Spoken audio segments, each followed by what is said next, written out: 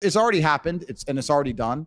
And I have no problem with people disliking me. I didn't go on the internet expecting everybody to like me. I know there's a bunch of people who are going to misunderstand me. I know I'm doing good for the world. I live with a pure heart. I know that I'm a positive influence. I go to sleep with a clear conscience, and that's what matters more to me than a bunch of bullshit and idiots. But yeah, what Brad was just saying is super important.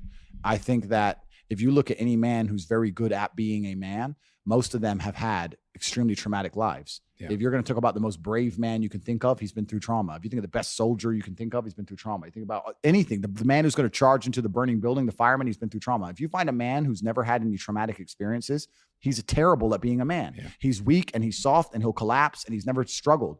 I know me, and I don't want to tell a bunch of stories on the internet, but I know all the shit I went through and all the pain I had to suffer to become the man I am. And every time I meet another guy who has his life in order, it's the same story. This fucked me up, but I thought, fuck it, I'm going to attack the world anyway. Yeah. And that's how it goes. So as a man, you're right. You're right. You have to be vulnerable. You have to feel it. You have to accept it, but you have to put it in a positive direction. This is what's so dangerous about what we were saying earlier, where people make excuses and externalize because they're taking that trauma and that pain instead of going, I fucked up. She left me because I wasn't good enough. I'm going to become better. Instead, she is the problem. Like it's there. And then they lose their ability to go and become something. They lose their own motivational force. And then they sit there with a fucking ego and arrogance and go, I don't need to become any better. I can stay a jackass. It's all her fault. I'll find another one. And then it happens on repeat. And it just ends up a downward cycle of dumb shit.